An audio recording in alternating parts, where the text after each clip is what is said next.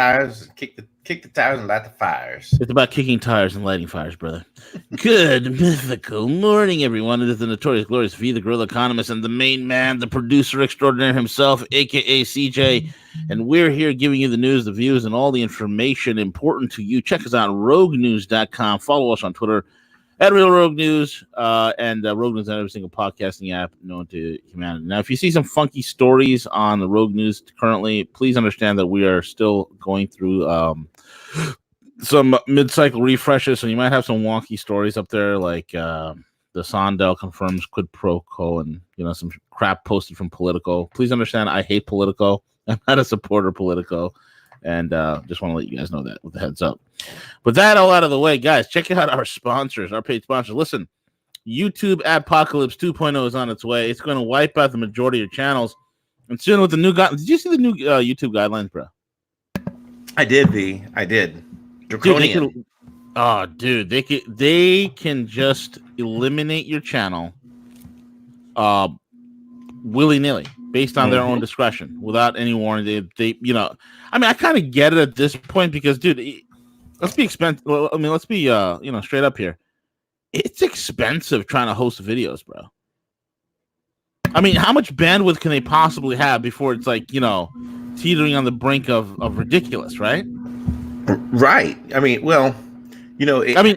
You're good. No, we all seen like I think the missus made a great point, and the missus said there's somebody took like a 2-minute video of Jessica Alba, who was staring into the camera, a staring contest, and it was like a 2-minute thing, and of course she failed, but somebody took that and made it 10 hours with editing, and they posted on YouTube. I mean, there is a lot of crap out there, and I kind of get it. But at the end of the day, look, it is a business, and it's a company that has never made money. YouTube has never generated any sort of real positive cash flow for Google to begin with. Dude, it's where are most of these channels going to go, man? It's going to be interesting. What do you think? What's your take, bro? Well, I think from once they launch their official TV channel or their actual, what is it, their app, right? Yeah, YouTube TV. I think that kind of changed a lot for them because they realized that, hey, look, we're doing ads on some YouTube channels, others we're not. And I think I can't remember where I heard this, but about 5 years ago, there were probably 10% of the YouTube channels there are currently today, right? And for the most part, it is a free platform, and in part, I think because of the lack of being able to control the content or try to reel it back in, they were faced with the whole ad dilemma and ad companies pushing back, saying, "Hey, we don't like being featured on some of those videos." So I think once the dynamics of their YouTube TV and that app, it really changed the whole format of YouTube, going forward. And I think that we'll just continue to see more of that be. Yep. Absolutely, man. Absolutely. I think that, and you got the Kappa and all the other stuff. I think it's pretty much done for, Siege. I think it's pretty much done for, and it's the inevitable end. I think a lot of channels, a lot of content creators are going to get crushed. Hold on. Let me just handle this. And I think they also know, V, to a certain extent, and I think even Obama mentioned this about, hey, you know what? You need to, stop watching so much, YouTube and watch more mainstream media. Get, watch your TV to get your facts, to know the information, to know the truth. That's right. Watch TV. Hold on, CJ. Hold on. Now. Hold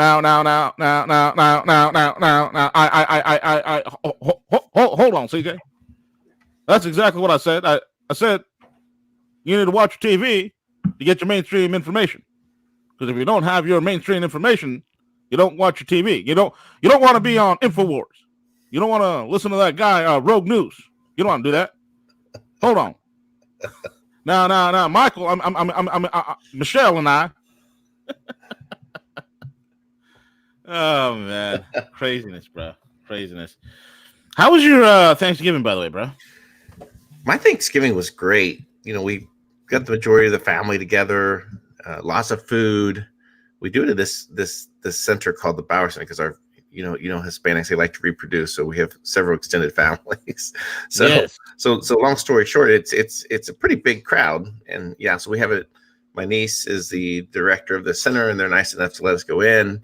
And what I like about it is that there's stuff for the kids to do. There's like a basketball court and all that kind of good stuff. So yeah, so we'll do appetizers, dinner, hang out, and then we usually partake in either a good game of kickball or volleyball afterwards. So it always makes for a fun environment. How was yours? It was really good, man. It was really good, and so far been pretty awesome. And hold on a second, I apologize, dude. It's like Monday back, and I'm just sitting at my desk, and all of a sudden my phone's like, Yeah, exactly. Yeah, well, yeah. Mine here it started last night. comes. It's always after the weekend, and people are finally like, okay, I'm re-energized. An extra day off, the weekend. Let's get Monday and let's kick its ass. It's December 1st too. We're coming close to the year end. All those kinds of things that people are partaking in. But yeah, all the chips are on the table, Siege. All the chips are on the table. I'm just like, dude, I get like so many messages, all institutional stuff. I'm like, oh man, I mean, God Almighty, it's just tough. It is what it is. Strip Bear on the comments says, so how's Evil doing nowadays? I don't know. It's pretty. I think Evil. How do you think Evil's doing, Siege? Evil? Yeah. How do you think Evil's doing nowadays? Oh, I don't know. How do you? I don't know. It depends. Depends on that IG report. Siege, what's going on with that IG report? It's coming out what? December 9th? December 9th. And I think the New York Times last week put out, their interpretation of what they think is going to happen. Obviously, you can question the credibility, the amount of leaks and information that's coming from there. And I think it boils down to this. I think it really boils down to the fact that are these players, these actors, are they going to be willing to divulge, to throw each other under the bus? And just because the level of corruption is just so massive, so much corruption that's there, it becomes a question: are they going to be willing to sacrifice each other through this? And I think the answer is no.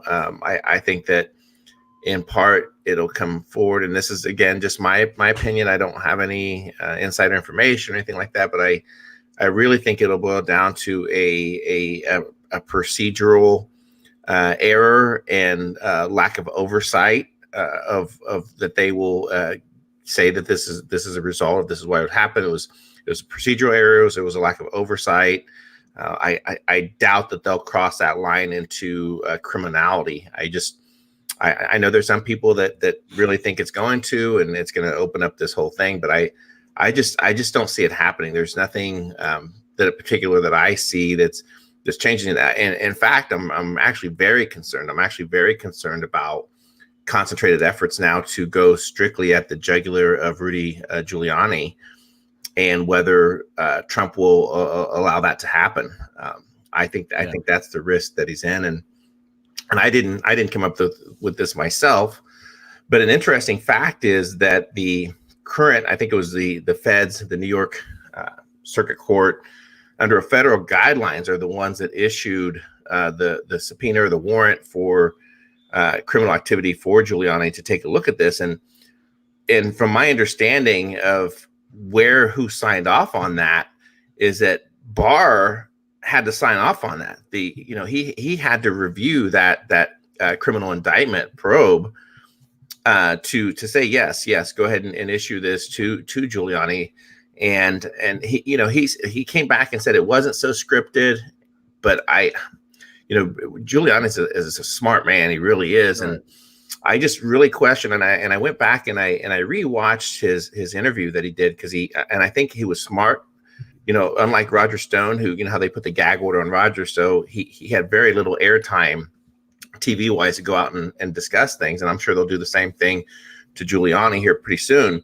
But Giuliani just went on every news network and started talking about things. And I'll never forget that question when he was asked, said that, are you afraid that Trump will throw you under the bus, or that Trump will step aside from you? And he stated numerous times, I've got that, I got my insurance policy. I've got my insurance now. And then after people questioned a couple times, he's like, no, I didn't mean that. This is what I truly meant. But I don't know. I think it was kind of a coded message to say, hey, don't let me become Roger Stone because I've got the goods. So what that is, people can speculate all day. We've also seen a lot of the bankers who had a lot of the loan deals from Deutsche Bank with the administration, with the president, have been suicided. So that's reason for concern. And there's a lot of speculation on the loan deals that were done for Trump, where they were questionable loans and who backed those loans. And that's what falls back into that whole Russian oligarchs that potentially those funds and were in fact backed and secured, and that there was a backstop on those loans to get those issued. So that's my speculation. I know it's very heavy speculation, but I think that would be deemed very questionable that people were getting secured loans that were backed by Russian oligarchs or Russian mafia money.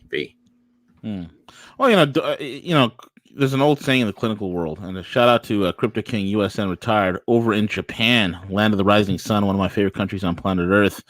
What's up, Crypto King? But real quick, and I see my man Dixie in the chat as well, and CEO and Illuminate and Antonio and all these other guys up there. What's up, everybody? Monday morning. But jumping in there, there's an old saying in the clinical world, right? There's an old saying in the clinical world, and that is this: correlation is not causation, right? Like you could literally go into, let's say, a PubMed, and you see a lot of these vegans do this, right? A lot of the vegans will be like, "Oh, the meat-based diet is horrible. You're gonna die. You're gonna get high cholesterol, or you're gonna get cancer. You're gonna drop dead." And look at all these PubMed studies that I'm pulling out of online. Look at this. You see a lot of these vegans do that, and the thing that I'm trying to say is that it's correlation. Just because you have a correlated study doesn't mean the actual cause is the very item that's being described. Okay, so correlation does not mean causation. Now, fast forward into Deutsche Bank. Deutsche Bank is the dirtiest, stinking bank in the world. Now, the bankers that, a lot of people are running with this guy, some of the bankers who, one of the bankers who did a loan for Trump, he suicided himself. Well, the correlation in our minds will be Trump, Deutsche Bank loan, banker suicide. There must be a connection. There's something dirty. That's the correlation. But the question will be, what kind of loan it was, and if you look at it, see, this is what people need to understand. Deutsche's problem, okay, and I've been talking about and picking apart Deutsche since 2012. Deutsche's problem is not in the lending area, because if you don't think, because one of the things in lending, especially in lending when it comes to construction, when it comes to real estate loans, when it comes to business loans, they are very, very by the book. It's extremely by the book. I mean, there's all sorts of underwriting that goes into it, and there's a lot of collateral, securitized, this, that, and the other, right? There's a lot. I mean, they look up your rear end to do any sort of a loan. If you don't believe me, walk into any one of these banks. If you are a company, a business that's doing tens of millions of dollars, hundreds of millions of dollars a year, go in there, try to get a loan. It takes a while. I have clients of mine that are running, companies and businesses that are in the hundreds of millions of dollars, and for them, in order to get funding, it is a lengthy process with a lot of paperwork, and that is with the big banks, and Deutsche being one of the bigger banks out there. Now, see, the dirty play in Deutsche has nothing to do with lending. It has nothing to do. It's two completely different departments, especially when you're talking about a real estate loan or a construction loan. There is always collateral at the table. So meaning that it's one of the least riskiest things they can do. The dirty part about Deutsche has nothing to do with that. The dirty part, the criminal part with Deutsche has everything to do with the derivative side.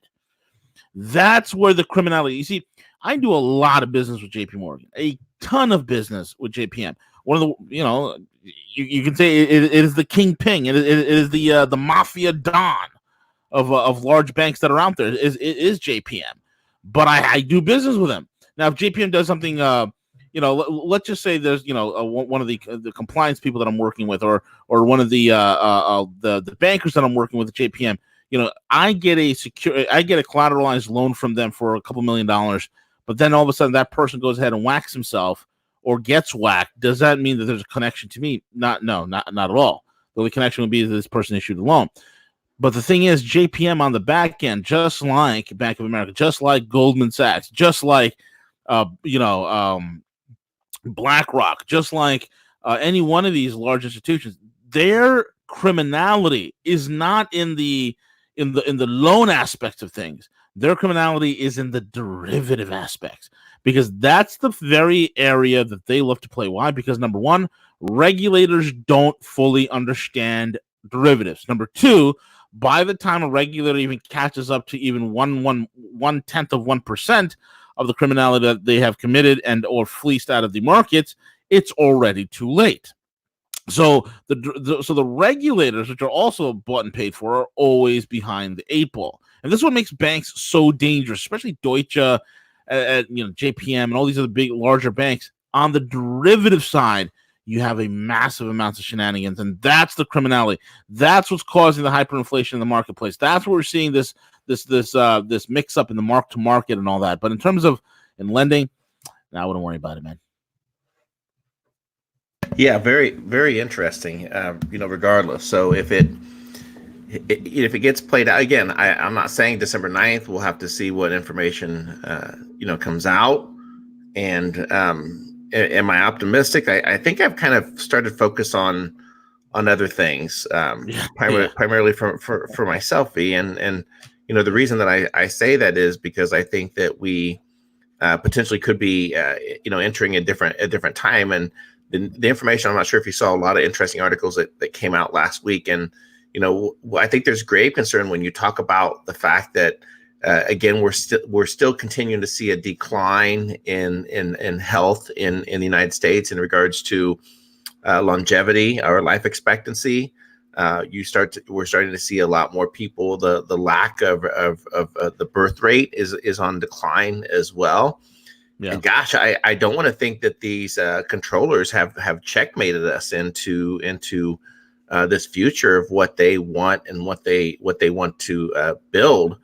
And I think that's what we're up against. That's what we have to continue to counter that conversation. And I think it's going to get significantly worse. And why I say that is because when you look at the rate, the declining birth rate, when you look at the increases in different types of disabilities, you look at like the exploding rate of autism, for example. You consider all those things factors, not 5, not 10, but 25 years down the road, and a significant amount of those boys potentially won't reproduce. What's that going to do in the future? And I think these controllers are hell bent on trying to dial back to get the information and keep things under control. You see a big push against the anti-vax movement, and Facebook announced they're blocking all things that ad related to it. And I think that's what we're up against. That's that battle that we're up against, is this idea of a reeling back in society to control us. And it's just very concerning when you see all these different vaccines that they're coming up with. When you see that they're going after the food chain now, I think that these weather events, where now they have targeted some of the large, still individual-owned farms, and I think that's their goal, is that that they know that some farmers are going to be hesitant. They're going to be organic. They're going to want to do non-GMO, and it's very alarming the amount of farmers that are going into bankruptcy. They're having to take out these federal loans. And I think it's a corporate takeover of farm. It's big farm taking over, corporations taking over these farms, and to get control of the food supply. V, I mean, all these things are happening, and I just don't think people are paying attention to it. V, and it's just scary stuff, man. It is, man. I mean, you control the energy of the world. You control countries and national economies. You control the food supply. You control the individual. And the greatest thing that people could do is go and support your local farmers. Go and support organic farming. Go and support, your small business. Go and support like alternative health and alternative means of incorporating health, like mycbdedibles.com, where you can get high quality nutritional products that are CBD derived that are also delicious. Things like that go a long way. And you're right, Siege. There's a lot of things that hasn't been curbed. The vaccination things, right? I mean, it's getting more tyrannical now. You have the state that I live in, the Rotten Apple, the Empire State, New York. They are rolling out mandatory vaccinations for HPV for boys and girls without parental consent. How do you like them apples, bro? That's insane. How do you like them apples, right? That's you got to love this. When they try to roll, when GlaxoSmithKline, GSK, the manufacturers, I believe they are the manufacturers of the HPV vaccine, which is the whole adage that HPV causes cervical cancer. Folks, the truth of the matter is we know what causes cervical cancer the way that as much as we know what causes high blood pressure. In other words, we don't know. Okay, we don't know. Again, correlation is not causation. Okay, so in the terms of the HPV thing, we don't know. We don't know if the HPV, because there's a lot of people that carry the HPV virus, but they don't have cervical cancer. Okay, so it's a huge difference. It's a huge difference here. So for them to mandate what originally was for girls and for women, and now they want to vaccinate boys. How stupid is this, bro? And all the side effects that go along with that vaccine is insanity, bro.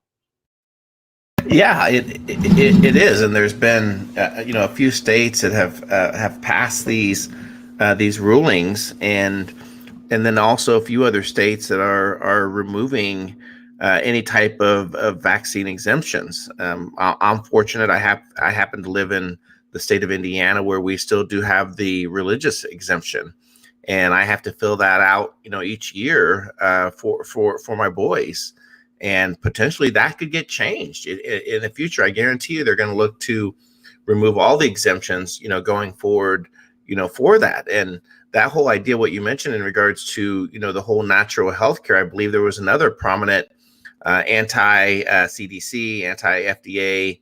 I can't remember she was a journalist, and I believe she published, was it for USA? She was mainstream, and that's why it was very interesting. But she had done series of articles, series of things, and like she had like less than 2 weeks ago, double gunshot wound to the head, ruled a suicide. And so wait, whoa. Repeat that again. Double gunshot wound to the head and ruled a suicide. This was the lead CDC investigator for vaccines? No, she wasn't an investigator. She was a journalist. Okay. And posted several articles. I can probably bring up the information here in a minute. I'll look for it. But another interesting thing that's coming out is the FDA, and they're still waiting on the entire ruling in regards to CBD, cannabidiol. And the FDA just recently put out a statement in regards to that they feel that long-term use of CBD could be detrimental.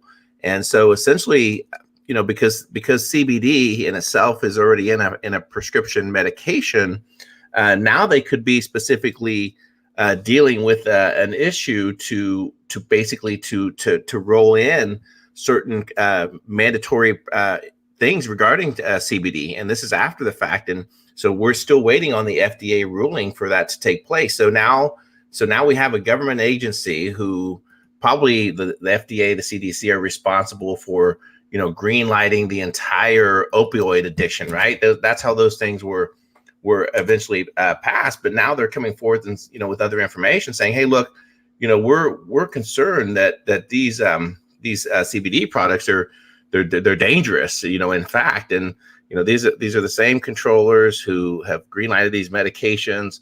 And so it's going to be interesting to see what the FDA does, and they're under a lot of pressure from the industry to decide what's going to happen going forward. But I think that they're putting out some signals that there is going to be some type of a roll in terms of how they're going to attempt to try to dial it back. And these are all the things that we're up against and we're facing, that they don't want these things that are actually helping people out there, because that's counterproductive to what they're trying to accomplish. V. The whole thing is amazing, man. You got 15 companies that the FDA is warning. They're warning. They're trying to go after these. They're saying, cannabidiol. Oh God, I'm so good at saying this stuff. I'm slurring my speech this morning. I need some CBD myself, but endocannabinoids. Endocannabinoids are extremely beneficial for the body. So if you're targeting companies that actually has the cannabidiol in there, that's the active. See, correct me if I'm wrong, but is not that the active ingredient in CBD that makes CBD do its magic? Oh yeah, cannabidiol, absolutely. Absolutely. So if you remove the very thing so basically they don't want you to take something that works. They don't want you to take something that's efficacious, that's good for your health. God forbid. They rather sell you some inert olive oil and tell you to take that a couple of times a day that has no sort of any benefit for your problem. But you know what? See, if you have a body ache or pain, here's a Percocet. Here's an Oxycontin. Here's a Vicodin. There you go. That you can have plenty of. Yeah, and I think that you nailed it, and so now what are we dealing with? We're dealing with a government controlled or government created crisis, and now we're asking all these states that are rolling out all these opioid addiction type programs, and they're doing it at the federal level, and this is and this crisis was created by these agencies that we're supposed to entrust to safeguard and watch over us. And who's there to bail them out? Not corporations, not big pharma, because they're going bankrupt. They're going to ensure that their stockholders are paid out. They're going to ensure that they're going to get rid of all those type of liability lawsuits that are happening by the states. But it's going to be us. It's going to be we, the taxpayers, that are going to be paying for all these opioid addiction centers across the United States for a situation that was managed and controlled, created by these agencies. It's just insane. No, it's absolutely insane, man. It's absolutely insane, and folks, it kind of shows me like how are we supposed to have a revolution? How are we supposed to change things when this government is so damn big? It's so damn huge, bro. Like it makes me say like what is the what is the point? Like it's when you look at the monolith, right? If the conversation is not, hey, you know what? We need to decimate 90% of government bureaucracies and departments. I mean, take a look at it. Like, why in God's green earth does the State Department have 80,000 employees, CJ? Why is that? Why is it when that entire work could be done with literally maybe 15 to 20 people, max, maybe 100, max, but 80,000 people? Why is it that the largest employer in the country, it's not GE, it's not Ford, it's not GM, it's not Toyota, it's not Apple, it's not Google, it's not Facebook, it's not GlaxoSmithKline or Amazon, but the largest employer in the country is the bloody government. That's a problem. Yeah, it's a problem. And now we're learning. We covered this about these genetically engineered or designed mosquitoes. Oh, that's for our benefit, TJ. Those are health mosquitoes. Well, they're there to inject vitamin C directly into our bloodstream, Siege. Well, what they're learning is these mosquitoes are building up their resistance to certain diseases and things, and they're very capable. You're able to weaponize these mosquitoes to spread disease and do these things. And now it's, again, this was someone's idea that we need these things. Let's do it, and it's come true. Now there's these articles coming out that they're very concerned about these genetically engineered mosquitoes now taking control over and ridding the common. They're talking about a type of vaccine delivery being used by mosquitoes in certain animal groups to rid of these certain things. It's just insane what they're creating, and all this thing is happening just like right. They put it right there, right in front of us.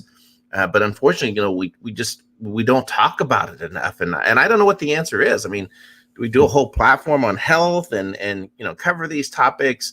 We've had her on before, but Erin and Elizabeth over at Health Nut News does a great job of covering all these things, and to wake people up into the fact that humanity is under attack. We most definitely are, but most people don't see it because they want to believe all these traditional things that chemotherapy works for cancer treatment, all these ideas that if the government tells you to do something that it's good for you, we just need to shake people, V, and get them to wake up to the war that we're currently in, V. It's just crazy, man. Yeah, it literally is, man. It literally is. And a lot of people are asking me questions. They're emailing me, and they're like, "Hey, V, what's going on with the markets?" Folks, Dow 29,000. Yours truly has talked about it. We breached 28,000 this morning. We wake up. Market took a dive about 170 points down to 27,880, and so let not your heart be troubled. It's like pulling the slingshot band all the way back before you release it, launching it into the outer space, so to speak. And then people ask me, well, you know what, man, what about Bitcoin? Where's the Bitcoin market at? Where's cryptos? What the hell's going on? You see the Bitcoin price drop, and people are asking me, well, what's going on, V? How can this be? It's Bitcoin going right now at 7,300 on average. Folks, let down your heart be trouble. I will be today on the Patreon. If you have not done so already, become a frontline guerrilla over at the Patreon. You can join for $7 a month, $10 a month, whatever tickles your fancy. So join, be a part of it, because I will be there, and I will be speaking about Bitcoin, breaking it down, especially the cryptos. We're going to be talking about the altcoin death. And people are wondering what's going on. Well, I'm going to tell you, there's going to be a death of the majority of these altcoins that people are loving. They're going to be gone. There's going to be 20 hot potato coins that are going to be out there that are going to be left standing. And that's what you were seeing. And yes, I still hold on to the belief. Hold on. V still believes. Hold on. That BTC will crest 20 to 30 by the end of the year. So let not your heart be troubled, unless I get some other, outside information, some inside information,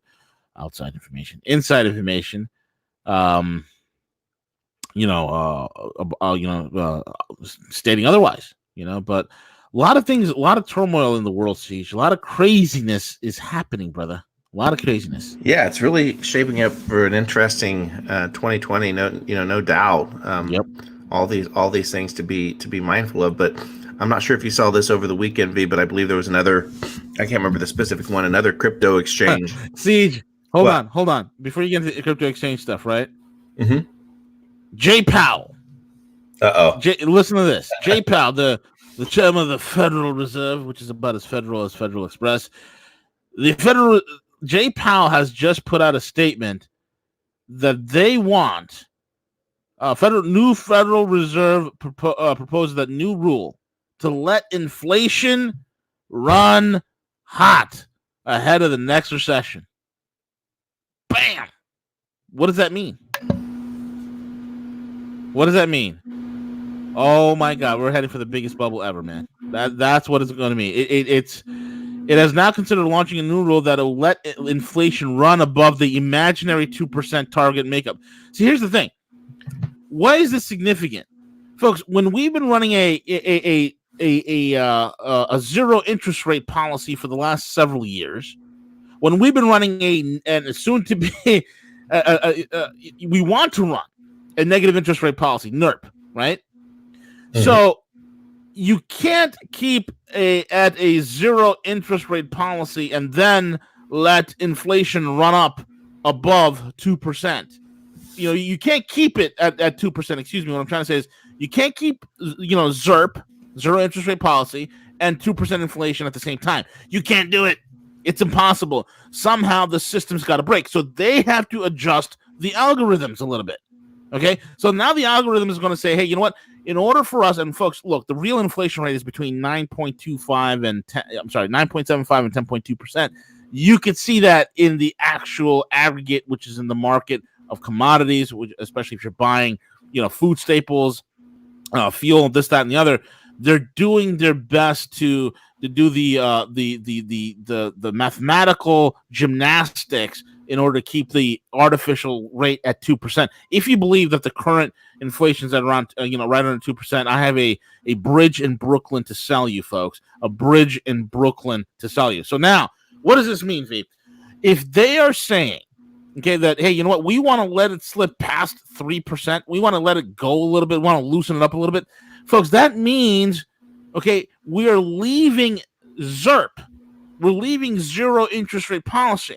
Okay, why? Because where do they want to go? In order to save the system, in order to keep the dollar the hegemon that it is, in order to keep the dollar at damn near par on the USDX, on the US dollar index, in order to keep King Dollar on his shaky throne, in order to have Dow 30,000, in order to have Dow 35,000 or 40,000, you're going to have NIRP, negative interest rate policy. And in order to have NIRP to inflate all these asset levels for one last big hurrah, which I've been predicting since 2013, and nobody listened to me back then, CJ, because they thought I was crazy. Folks, you have to go NIRP. You have to go negative interest rate. That's been the plan all along. I talked about it back in 2015 when Stanley Fischer came out and said, "Hey, you know what? Our main thing is about keeping the market alive." Why, folks? Let me explain something to you. The only real money, and I use the word "real" in quotation, CJ. I put air quotes around "real." The only real money in terms of volume being created right now is in the market. And they're going to feed the machine. So right now, when they go into negative interest rate policy and allowing, quote unquote, the normal standard inflation to just ride, folks, we are heading into the biggest asset bubble that's being blown. It's going to be even blown even bigger, bro. Yeah, it's pretty insane. Pretty insane. Now, what were you talking about the cryptos, man? No. Just in regards to the exchange, and there was another one near these CEOs of these exchanges keep going missing. But there was another one that was shut down, and they locked it up to the tunes of millions of dollars. And I know that you've stated it before, V, in terms of cold hot storages and everything, but just having it tied up in these exchanges, and then when in fact they never or seldom do they ever actually going out and buy the actual crypto that they say that you hold. Yep. It's just very risky to keep your funds in there. Yep. The exchanges, and again, there was another one, tunes of millions of dollars. Now hopefully people will be able to get their money back at some point, but for now, and again, the CEO goes missing, just like the other one that faked his own death, right? And I don't know if they've ever tracked him down or not. That's the whole entire thing, man, with these crazy exchanges. Look, Jesus, you don't see these types of things happening in the U.S. exchanges, thank God. Because there's a lot. As much as people hate it, look, there's some level of regulation that's good. Okay, I don't have my crypto sitting in XYZ exchange in Shenzhen, China. I don't have that. I don't have my cryptos sitting in some exchange known as the Papaya Exchange. I'm just making up, it's a fictitious name. If there is a Papaya Exchange, forgive me. I have no, it's just coincidence that I called it Papaya Exchange, so please forgive me. But anyway, call the Papaya Exchange in outer Cambodia, okay? I don't do that. I don't do it. I like some regulation. But so the key is, how do you move about your cryptos in a legal and stealthy manner? Well, if you want to know how that's done, then join the Patreon, contact me, and I will show you how. That's just the way it is, Siege. But yeah, man, dude, in the case of cryptos, all my cryptos are on my hard and software wallets, man. That's basically it, dude. You got to be crazy to keep a massive chunk of crypto on Coinbase. Well, Coinbase is fine; they're insured, but on one of these offshore exchanges, don't believe them. Don't believe these Dudley Do-Rights that come out of the woodwork. You never heard of these guys before, and they're like, "Yes, we've launched an amazing new exchange. It is headquartered on the Rock of Gibraltar, and we've also incorporated ourselves in the British Virgin Islands, and we are also in Swaziland." That's what our main exchange is. It's in Swaziland, where you are partaking in all sorts of tokens that you can buy, and we have Bitcoin, and that's spelled BYTE coin. Yes, like a byte, but we like to say bit. And we have, there's all sorts of scams, Siege. All sorts of scams. It's ridiculous. Yep. Roger that. Anyway, what else, man? Any more impeachment stuff? Any more impeachment drama that's going on? Are they still? Is Schiff still doing this? Is the maniac? Yeah, I don't think, they might as well try to attempt to call a vote. I don't think there's speculation now that some Democrats have even stepped away from it. So I think that so they're realizing how toxic, this is going to be to any type of turnout for the it's gonna harm them more. And I think they're coming to that realization real quick, V. Yep.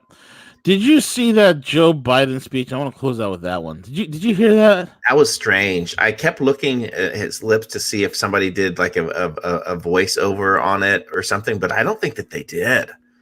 I think that's just creepy Joe, and then him biting his wife's finger and stuff like that. I think the dude is like, he's got a trip. He's got something misfiring in that brain. I mean, I think they're probably just going to force him to step out. What in the world, dude? I will pay. I will, if somebody could explain what the hell he means. I will pay you. I'll pay you $100 if you can explain to me what the heck's he talking about. I mean, listen to this. Hold on. I saw that made me aware when I was in law school. Proudly for Holloway. Proudly for your dad. First African American state senator in the state of Delaware. Everything about. And by the way, I sit on the stand and it get hot. I got hairy legs that turn turn blonde in the sun. What? Kids used to come up and reach in the pool and rub my leg down so it was straight, and then watch the hair come back up again. They look at it. So I learned about roaches. I learned about kids jumping on my lap. And I've loved kids jumping on my lap. And I tell you what. Fucking weird. Men, they're not all men. The guys I work with down here. And they're all guys at the time. They're all guys. They're women now. They're all guys at the time. Most of them made an awful lot of themselves. And Earl Larkin had a rough time. And some of you knew Earl. I came back as a public defender. What you just said is one of the most insanely idiotic things I have ever heard. At no point in your rambling, incoherent response were you even close to anything that could be considered a rational thought. Everyone in this room is now dumber for having listened to it. I award you no points, and may God have mercy on your soul. Dude, what the hell is he talking about? And then the kids, when I get out of the pool and I have blonde, hairy legs, and the children like to run their fingers and hands up and down my legs, and I know about cockroaches and hairy legs, and I love children jumping on my lap. Insane. Oh my god. Oh, this is what we've come to, CJ. At the end of 2019, this is what we've come to as a country. This is the state of American politics.